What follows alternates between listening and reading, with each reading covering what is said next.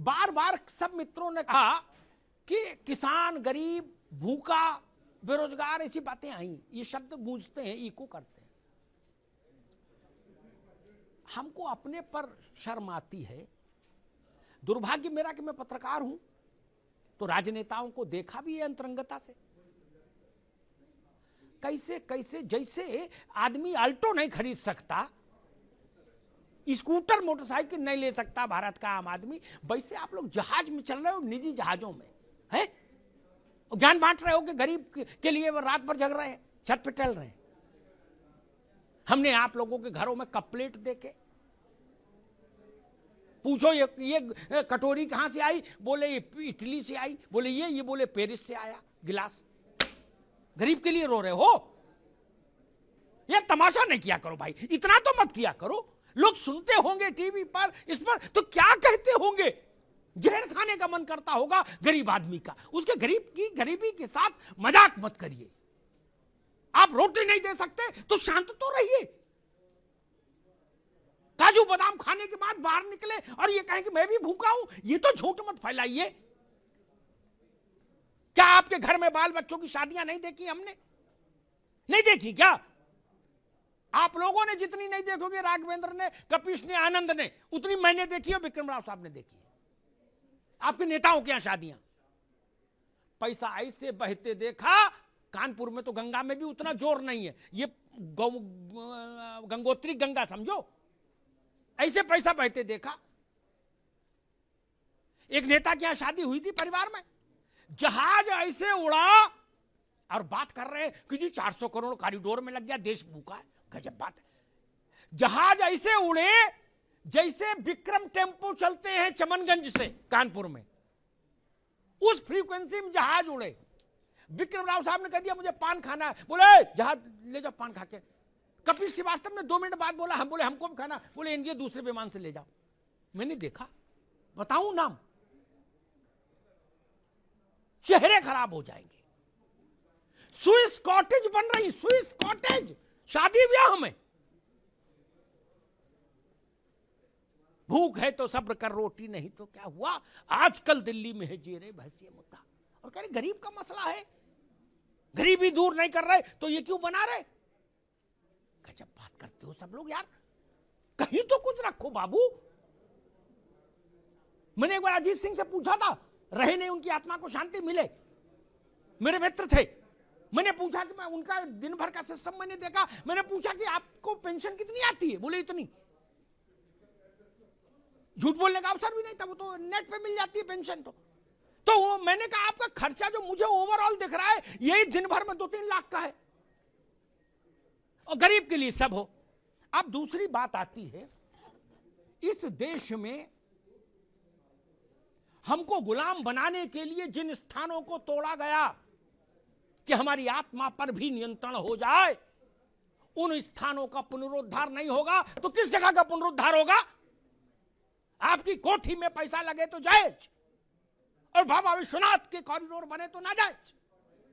जितना पैसा लगा है ना, बुरा मत मानना, मैं ऐसे सैकड़ों राजनेताओं को जानता, सैकड़ों, जिनके पास इस मूल्य से ज्यादा के इमारतें हैं जितना कॉरिडोर में लगा है कुल। राव साहब गलत तो नहीं कह रहा? 100 एसी लगे, 100 एसी। इंद्र की सभा लगती है। अरे पशु पक्षी भी विदेशी हैं। 2.5 लाख का तोता, उसको मकाऊ बोलते, क्या बोलते पकाऊ? हाँ, एक नेता थे, बोले ये पकाऊ लाए, मकाऊ बताए, बोले मैंने कितने का लाए, बोले भैया 2.5 लाख का लाए। वो भी कह रहे थे मैं गरीब के लिए रात भर जगता हूं। मैंने कहा फिर मकाऊ को कब खिलाते जब गरीब के लिए रो रहे हो? 7.5 लाख रुपया का चश्मा।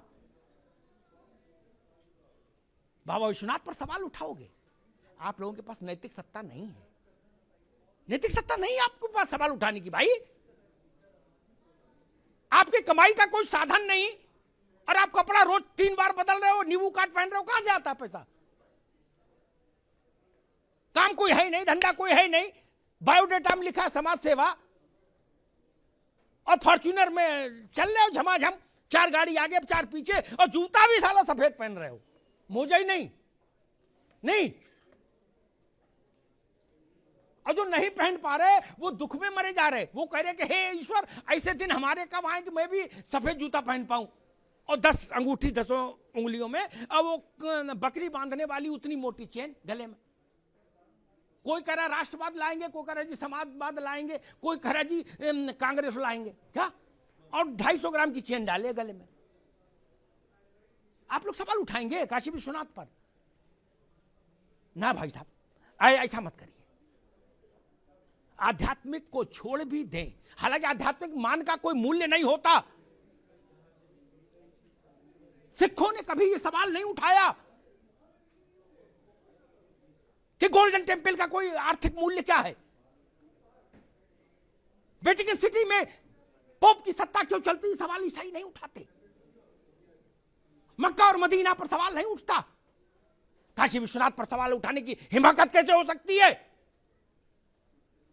अयोध्या पर सवाल उठाने की हिमाकत कैसे हो सकती है? जब राजनीति नहीं थी, जब पार्टियां नहीं थी, जब नेता नहीं थे, तब इस देश को किसने एक रखा मेरे मित्र? हम लोग तो बाद में आए हैं नेतागिरी करने के लिए। हजारों साल की गुलामी के बाद भी अगर तुलसी चौरा बचा रहा, उसमें दीपक बाती होती रही, अगर सत्यनारायण की कथा बची रही, अगर बजरंगबली का मंदिर बना रहा, अगर राम सीता विवाह हो की यादें बनी रही हमारे जहन में, तो यही मठ मंदिर थे जिन्होंने भारत की आत्मा को जीवित रखा। शासक कोई रहा हो, शक आए, हूड़ आए, मुगल आए, कहां कहां के अलबन बलबन सब आ गए, क्या कर लिए? काल के गाल में समा गए। केवल हम जिंदा रहे। कुछ बात है कि हस्ती मिटती नहीं हमारी। इसलिए मैं सबसे कहूंगा, स्वागत कीजिए बाबा विश्वनाथ के इस कॉरिडोर का, इस संकुल का। यह भारत की आत्मा का शंखनाद है, इसको सुनिए।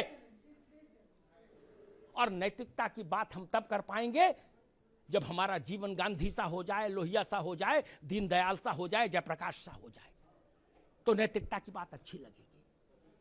हमारे पीछे 5-5 करोड़ की 2-2 करोड़ की गाड़ियां चल रही हो और हम दीनदयाल की बात करें, लोहिया की बात करें, तो ठीक नहीं। लोहिया दिल्ली की सड़कों पर डीटीसी की बस से चलते थे, ये समाजवाद था। आप लोग किस बस से चलते हैं पता है ना? लोहिया चलते थे।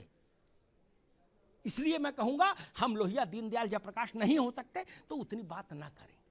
देश के मन के साथ चलिए, देश के मिजाज के साथ चलिए, देश के सरोकार के साथ चलिए। ये देश बिना परम शक्ति के नहीं रह सकता। उसको प्रतीक चाहिए, उसको आराध्य चाहिए। लोग अपने बाप की उसमें नहीं जाते। बाप गांव रहे तो लड़का नहीं जाता सालों साल। इनमें कुछ तो ताकत होगी। लोहिया जी ने कभी कहा था, विक्रम राव साहब ज्यादा बेहतर जानते होंगे, लोकसभा में एक बहस में उन्होंने कहा था, कृष्ण का उल्लेख करते हुए, कपीश भाई सुन लीजिएगा, उन्होंने कहा था कि 5000 साल से ज्यादा हो गए, नासा कहता है, कृष्ण को इस अवस्था अवतरित हुए। उनका जो है वो है एग्जिस्टेंस जिस वक्त रहा होगा। बोले 5000 साल से आज तक जिस आदमी का जन्मदिन मन रहा है, वो आदमी कितना बुलंद होगा खुद ही सोच लो। भगवान ना मानो तो भी आदमी बाप का जन्मदिन नहीं मना रहा, बाबा का याद नहीं। ये छोटी शक्तियां हैं क्या? ये भारत की प्राण शक्ति है, प्राणवायु है। ये अवरुद्ध नहीं हो सकती। मुगल नहीं कर पाए, शक नहीं कर पाए, हूण नहीं कर पाए, तो बाकी कोई क्या करेगा? धन्यवाद।